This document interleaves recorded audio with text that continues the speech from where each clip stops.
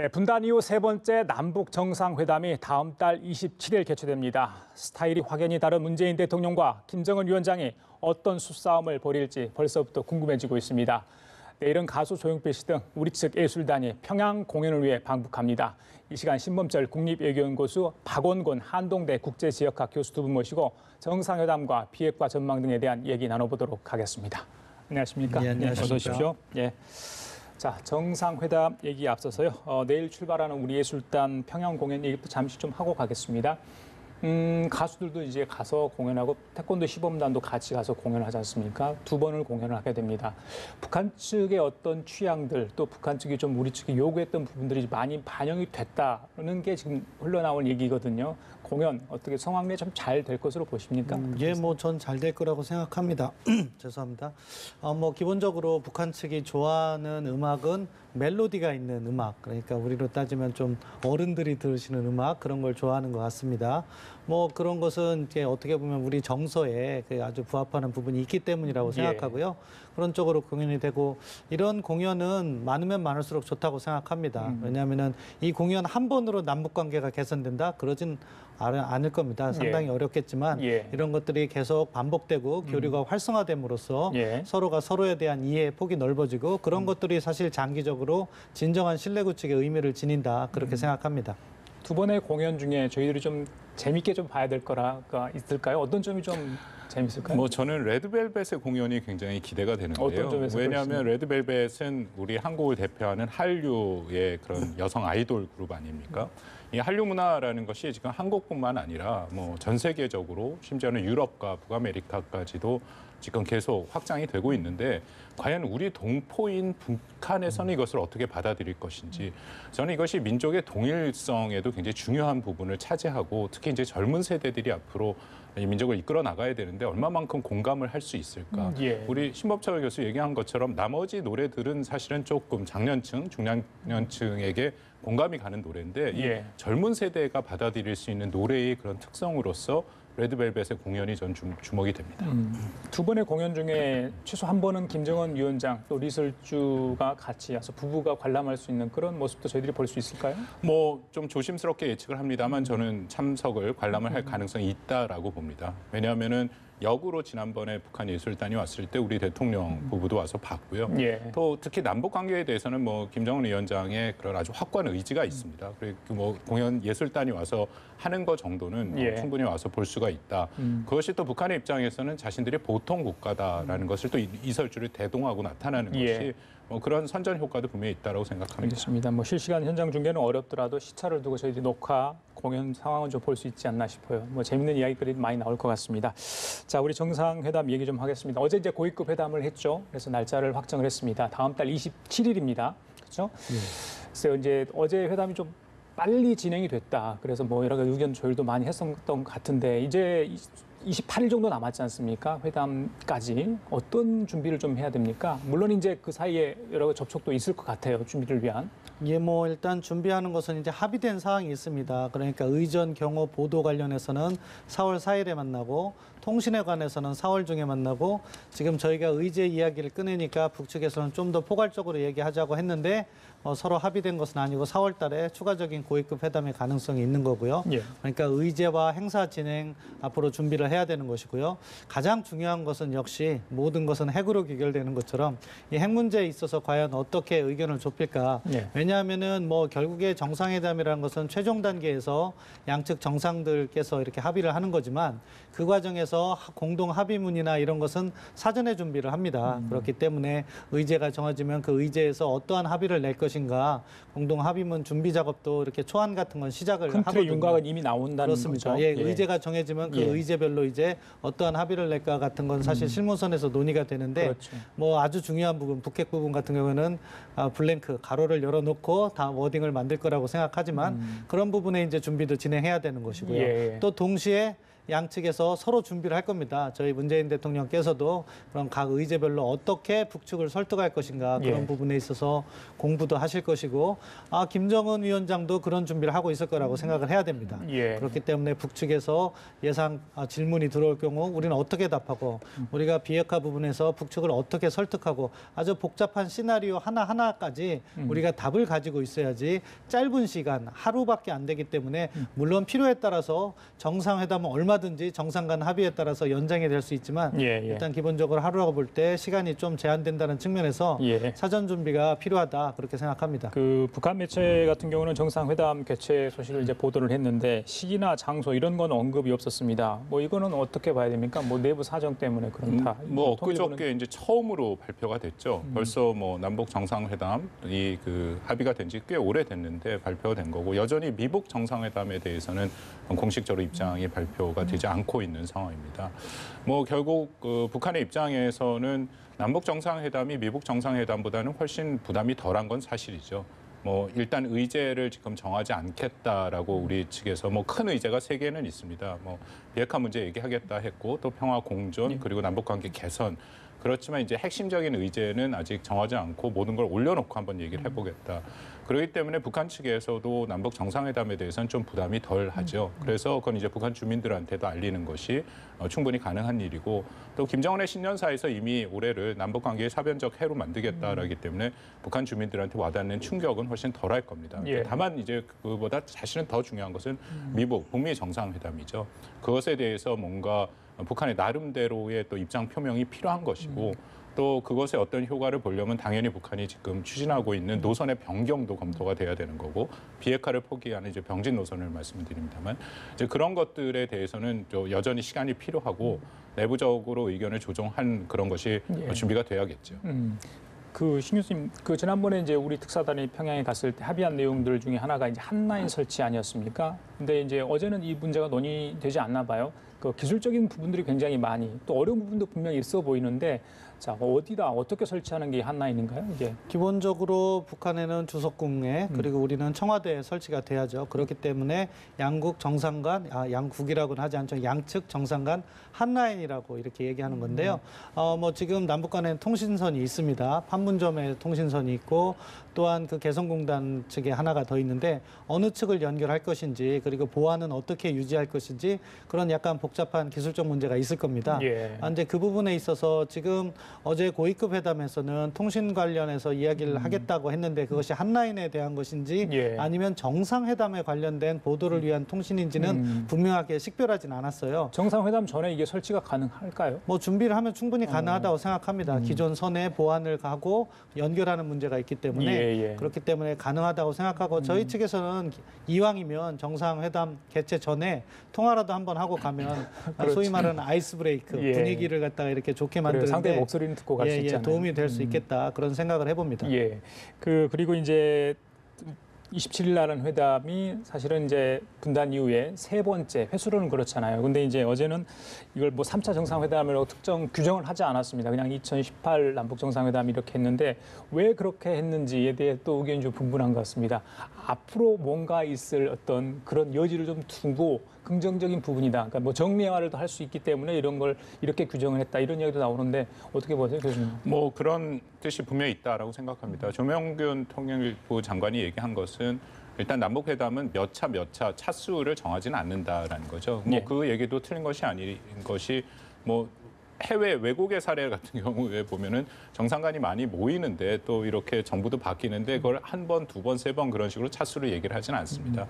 다만 이번에 이제 우리 정부에서 얘기한 게 2018 정상회담이다라고 얘기를 한 것은 말씀하신 것처럼 앞으로 정례화의 가능성을 열어두겠다. 아마 이번에 논의되는 의제 중에 하나가 이 정상 간의 회담의 정례화가 저는 논의가 될 것이다라고 생각을 합니다. 물론 이제 그 이후에 어떤 북미 간의 비핵화의 진전에 따라서 이것도 영향을 안 받을 수가 없겠지만 예, 예. 그럼에도 현재 정부에서 생각하는 것은 정상 간의 그런 어떤 정례가 이뤄진다면 혹시라도 비핵화가 어려움에 직면했을 경우에 정상 간의 또 그런 회담을 통해서 비핵화 의제를 얘기할 수 있고 풀어갈 수도 있다. 그래서 아마 이 부분은 충분히 얘기가 되고 이제 그런 것을 염두에 두고 이제 그런 식의 일종의 명명을 한 거죠라고 생각합니다. 그 이번 회담은 일단 단일치기예요. 그런데 이제 그 상황에서 어떻게 좀 바뀔 수도 있지 않습니까? 뭐 두 정상이 의기투합해서 좀 하루 더 하자 이렇게 할 수 있는데 예전에 2000년과 2007년에 두 번 회담은 평양에서 열렸던 회담은 2박 3일, 3박 3일 이렇게 좀 길게 진행이 되지 않았습니까? 당시하고 비교했을 때 그러니까 기간 외에 좀 다른 점이 있다면 이번 정상회담 어떤 좀 차별점이 있을까요? 기본적으로 이 의전이나 일정에서 보면은 당시에는 평양을 방문했고 2박이나 3박을 할 수 있었기 때문에 많은 그 다양한 행사들이 있었습니다. 특정한 방문이라든가 공연 관람이라든가 이런 것이 가능했는데 예. 이번에는 장소가 판문점이다 보니까 그러한 어떻게 보면 부대 행사라고 할 수 있는데 그런 것들을 다 배제한 채 정말로 정상회담만 어떻게 보면 실무적으로 예. 이렇게 진행하는 그런 환경이 어쩔 수 없이 조성이 된 거죠. 내용과 관련해서는 아무래도 과거 2000년 정상회담 당시에는 처음 만나는 거기 때문에 큰 틀에서 통일 문제를 이야기를 했습니다. 그래서 우리의 남북연합과 북한이 이야기하고 있는 낮은 잔대의 연방제가 뭐 유사하다 이러면서 통일을 지향하는 과정을 강조했고요. 2007년에는 내용면에서는 실질적인 협력 그 부분을 많이 강조했습니다. 그래서 서해 평화 협력지대 그래서 남북이 정말 광폭으로 이렇게 협력을 해나가는 부분하고 평화 체제를 강조했습니다. 예. 그래서 3자 또는 4자의 종전선언도 이야기를 했고 근데 이번에는 사실은 핵 문제가 조금 더 관심을 가질 수밖에 없는 것이 예. 바로 한 달 뒤 5월 달에 트럼프 대통령과 김정은 위원장이 정상회담을 하기 때문에 예, 그렇죠. 그 부분에 있어서 우리가 어떤 단계의 협력을 해놓지 않으면은 자칫 그 북미 정상회담이 제대로 이루어지지 않거나 또 파국으로 갈 경우에 한반도에 다시 긴장이 고조될 수 있고 그런 부분이 있기 때문에 핵 문제를 우리가 적극적으로 이야기할 수밖에 없는 그런 상황이다 그렇게 생각합니다. 말씀하시죠. 예, 2000년, 2007년이랑 뭐 상황이 많이 다르죠. 우리 신 교수 얘기한 것처럼 지금은 결국 핵 문제가 비핵화가 이 모든 것의 발목을 잡고 있다라는 것은 사실입니다. 그렇기 때문에 한국 입장에서 이번 정상회담을 통해서 남북관계의 어떤 진전, 뭐 서해 평화지대를 비롯해서 심지어는 이산가족 상봉의 그런 것들을 하더라도 이것이 워낙 촘촘하게 짜여 있는 대북 제재에 다 걸리게 돼 있습니다. 예를 들어서 이산가족 상봉을 우리가 금강산에서 한다면은 금강산이 전력 사정이 안 좋기 때문에 우리가 유류를 제공을 해야 되는 상황이 올 수 있고요. 그건 또 제재의 예외가 돼야 되는 상황이거든요. 그렇기 때문에 한 발을 나가기 위해서라도 비핵화의 진전은 분명히 필요하다. 그래서 저는 지금 이제 한 달 남았는데 이것이 회담 의제를 열어놓는 것도 중요하지만 뭐 가장 핵심인 비핵화 문제에 대해서 남북 정상 간의 어떤 돌파구가 마련돼야 그 다음에 미북 정상 간의 이 뭔가의 또 새로운 계기가 열린다라고 생각을 합니다. 그렇기 때문에 한국 정부는 일단 그것에 가장 초점을 맞춰서 대비를 하는 것이 준비를 하는 것이 맞다라고 생각을 합니다. 그래요. 이제 지난 두 번의 정상회담과 어떻게 좀 다른지를 말씀해 주셨는데 그때 당시는 뭐 저희 정상들이 평양으로 갔기 때문에 근데 이번에는 김정은 위원장이 내려오는 거 평화의 집에서 하기 때문에요. 이제 군사분계선을 건널 수밖에 없는 상황이잖아요.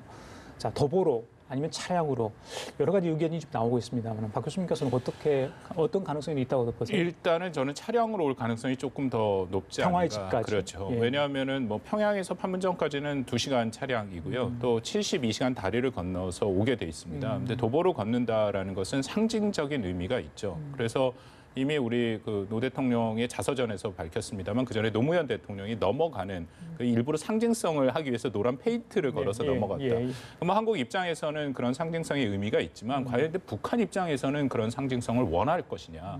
그것에 대해서 우리가 좀 생각해 볼 필요가 있고요. 김정은 위원장은 그거보다는 역시 또 어떤 보안상의 의전상의 안전 같은 거를 좀 더 생각을 하겠죠. 그래서 뭐 또 북한의 그런 그 통치 체제의 또 특성상 그렇게 걸어서 가는 것보다는 역시 차로 들어올 가능성이 저는 조금 크지 않을까 생각합니다. 김 교수님 어떠세요? 이제 둘 중에 하나를 또 이야기를 해야 되는 어려운 문제인데 다른 얘기를 해주시면 좋겠어요. 어떻게 보면은 그렇습니다. 이 걸어서 온다는 것은 선전선동의 의무고 차량을 이동하는 것은 보안의 의미라고 생각합니다. 근데 김정은 위원장은 뭐 보안 부분에 있어서 이것이 만약에 서울이나 뭐 워싱턴이나 그러면은 철저한 보안을 생각하겠지만 이 판문점 자체도 이미 철저한 보안이 이루어지는 부분이기 때문에 자기 예. 나름의 선전선동을 할 가능성이 조금 더 높다. 그래서 저는 아마 중립국감독위원회 그 길을 걸어서 이렇게 올 거라는 생각을 해봅니다. 지금 아까 전에 이제 김정은 위원장과 문재인 대통령이 마주 앉아서 어떤 내용을 할 것인가 해서 비핵화 얘기는 분명히 할 건데 또 사전에 어느 정도 조율이 된다고 말씀하셨잖아요. 그런데 이제 김정은 위원장의 스타일로 봤을 때 혹시 그 자리에서 혹시 즉흥적이거나 파격적인 어떤 제안 이런 저희들이 정말 기대하지 못했던 그런 걸 던질 가능성도 없을까요? 충분히 있다고 생각합니다. 그러니까 앞서 제가 김정은 위원장도 준비를 하고 있을 거라고 말씀드렸던 것이 그런 부분인 거죠. 과연 북한이 어디까지 갈 것인가 이 부분이 이제 김정은 위원장이 가장 고민해야 될 부분입니다. 중국에서 이야기한 것처럼 단계적 조치를 한국이 먼저 해라 이러면 사실 전혀 새로울 것이 없거든요. 그럼 문재인 대통령께서 또 설득을 해야 되는 과정이 있는 거죠. 최소한이라도 단계라도 줄여라 이런 이야기를 해야 되는 그런 지난한 설득의 과정이 필요한데 만약에 이제 자기가 전격적으로 무언가 예. 보여줄 각오가 되어 있다, 미북 정상회담에 준비가 되어 있다 할 경우에는 이야기를 할 수 있다고 생각합니다. 예. 근데 과연 그 정도 준비를 할 것인지 그 부분은 아직 불확실한데 김정은 위원장의 결단에 따라서 이야기할 수 있는 폭은 정말 0부터 100까지 상당히 폭이 넓다고 생각합니다. 그러면 그 이번에 폭을 좁혀가는 게 매우 중요하다라고 생각을 하고요. 뭐 우리가 사실 북한의 그런 어떤 것을 통제하기는 굉장히 힘들고 또 김정은 위원장이 방금 말한 것처럼 지금 중북 정상회담에서 나타난 것처럼 새로운 또 그런 숙제를 던졌지 않습니까? 상당히 혼란하게 만드는데 중요한 것은 북한이 어떤 생각을 갖고 있느냐도 중요하지만 그것을 방향을 갖고 우리가 이끌어가는 것이 또 중요하다고 생각합니다. 예. 결국 이 모든 것이 귀결되는 것은 체제 안전 보장이다라고 생각을 하는데요. 그럼 북한도 얘기를 하는 거고. 근데 지금 많이 얘기되고 있는 예를 들어서 북한과 미국의 국교 정상화 그리고 평화 협정 체제는 아닙니다. 평화 체제는 완전 다른 개념이고요. 평화 협정 정도로 과연 북한이 핵을 포기할 것이냐? 저는 가능성은 크지 않다라고 생각하거든요. 예. 이미 북한이 이라크에 대해서 지금 굉장히 많이 얘기를 하고 있고 또 그런 외교적인 수단을 갖고 자신들이 말하는 핵보검이라는 군사적인 수단을 포기하는 적은 없었습니다. 그러니까 결국은 우리가 지금 뭐 얘기를 하고 있는 일괄 타결인데요. 예. 그거를 말고 우리가 여태까지 안 해봤던 제3의 방안을 지금 마련하는 것이 저는 매우 중요하다고 생각하고 그래서 아까 말씀드린 것처럼 한국 정부가 이 문제에 대해서 정말로 고민을 해서 최대한 우리가 수용할 수 있는 어떤 체제 안전 보장과 예. 또 북한이 받아들일 수 있는 체제 안전 보장을 갖고 예. 미국과도 얘기를 해야 되고 중국과도 얘기를 해야 되고 일본과도 얘기를 하는 그런 작업이 앞으로 한 달 동안 꼭 필요하다고 생각합니다. 예. 자, 오늘 양재주 중국 외교 담당 정치국 위원이 이제 어제 방한을 했죠. 그래서 정영 안보실장을 만났고 오늘 이 시기는 아마 문재인 대통령과 면담을 하고 있는 것 같습니다. 그래서 북중 정상회담 결과를 설명할 거고요. 또 자신들의 입장, 특히 이제 남북 정상회담, 북미 정상회담에 관련된 이야기, 시진핑 주석의 이야기를 좀 전달했을 가능성도 있고요. 특별히 우리 정부에 그러니까 이번 그 회담을 앞두고 주문할 사항이나 협조를 구할 사항이 있을까요? 중국 측에서 어떻게 보십니까? 가장 중요한 것은 이제 중국이 이야기하는 쌍계 병행 아니겠습니까? 핵 문제하고 평화체제 문제를 함께 가야 된다. 그리고 이 평화체제 문제에서 중국이 이해 당사자다. 그것이 핵심 메시지인 거죠. 중국으로서는 뭐 비핵화에 대해서는 원론적으로 다 동의하는 것이고 그렇지만 이 평화체제를 하는 것의 중요성은 결국에 그 과정에서 주한미군이나 한미동맹 결국에 보면 한반도는 중국에 있어서 어떻게 보면은 한국과 북한과의 관계도 중요하지만 미국과의 관계 속에서 그 문제를 또 살펴보는 그런 시각이 있거든요. 예. 그렇기 때문에 그 문제를 푸는 문제가 결국 평화체제 문제고 중국도 그 부분에 있어서 기여할 바가 있다. 이렇게 이야기를 할 겁니다. 뭐 우리도 그 부분은 인정을 할 부분이 있기 때문에 예. 중국의 기여를 높게 평가하고 뭐 이런 평화체제 논의에서 중국도 참여를 하겠다. 이런 식으로 얘기하지만 다만 중요한 것은 우리가 역으로 중국에게 전해야 할 메시지는 예. 이 과정에서 이 비핵화 이렇게 진전에 있어서 회방을 놓아서는 안 된다. 그러니까 다른 말로 하면 북한에 대한 제재를 갖다가 단속하는 것을 너무 느슨하게 하면은 예. 비핵화가 안 진행될 수 있으니까 우리가 완전히 비핵화를 이루는 데까지는 공조를 철저히 해 나가자. 예. 이런 부분을 전달해야 된다고 생각합니다. 그 말씀을 제가 여쭙고 싶은 말씀하셨는데 지금 화면 보시면요, 이제 조금 전에 이제 그 양재츠 중국 외교 담당 정치국 위원이 문재인 대통령을 예방하는 장면으로 보고 계십니다. 방금 전에 있었던 장면입니다. 그 지난번에 이제 북중 정상회담 과정에서 김정은 위원장이 사실상 외교부대 첫 데뷔를 하지 않았습니까? 근데 굉장히 극진하게 환대를 받았다 했거든요. 물론 시진핑 주석이 비공개 자리에서 어떤 얘기를 했든 또 어떤 주문을 했는지는 모르겠습니다만 일단 분위기는 굉장히 좋았지 않았습니까? 근데 당시 이제 중국 관영 매체하고 또 중국 조선중앙TV 북한 매체하고 보도하는 그런 모습이 사뭇 달랐거든요. 그러니까 각자 해석하기 나름이잖아요. 자기들은 어떤 부분을 더 부각하느냐에 달랐는데 이렇게까지 한 이유는 어디 있다고 보세요? 뭐 각자가 편한 쪽으로 그 방점을 서로 찍은 거죠. 그 뭐 중국 측에 나온 보도를 보면은 예, 예. 뭐 그 중국어로 니와 닌이라는 표현이 있지 않습니까? 그 이제 존칭어를 쓰는데 시진핑 주석한테는 닌이라는 존칭어를 썼고 뭐 김정은 위원장한테는 니라는 존칭어가 아니죠. 그런 어를 썼다. 그리고 전체적으로 뭐 이렇게 받아 적는 모습 김정은 위원장이 시진핑 주석 얘기할 때 예, 예. 전체적으로 역시 자신들이 대국이고 계속 뭐 사실 뭐 미국과 북한과 중국과 북한과의 관계가 굉장히 안 좋았지 않습니까? 그 약간 김정은 위원장이 반성의 뜻으로 북경을 방문을 한 그런 약간의 모습을 연출하려고 한 것이 있었다라고 생각을 하고요. 반면에 이제 북한의 입장에서는 예. 비핵화의 얘기가 완전히 빠졌죠. 비핵화 얘기는 전혀 빠진 상태에서 그냥 중국과 북한의 전통적인 우호 관계가 복원됐다라는 것을 뭐 결국 양국의 핵심 이익들을 예. 그 매체에서 반영한 것이다라고 생각합니다. 이번에 시 주석이 경협 얘기를 조금 했다고 하죠. 그러다 보니까 제재가 좀 느슨해진 것 아니냐 이런 얘기가 나왔는데 지금 이제 단둥 쪽의 소식통들에 따르면 그 북한 식당 지난번에 1월 9일까지 폐쇄 시한 정해서 북한 식당 문 닫겠잖아요. 그런데 다시 영업을 재개했다 이런 이야기가 나오거든요. 이게 지금의 이제 좀 달라지고 있는 북중 관계의 어떤 신호탄, 개선의 신호탄 이렇게 해석해도 될까요? 예, 그런 부분이 있을 겁니다. 그러니까 중국의 특징인데요. 중앙 정부가 제재라든가 이런 거를 함에 있어서 원칙만 발표하면은 지방 정부에서 뭐 주민들이 생활하는 데서 그 원칙에 구속받지 않는 경우가 많습니다.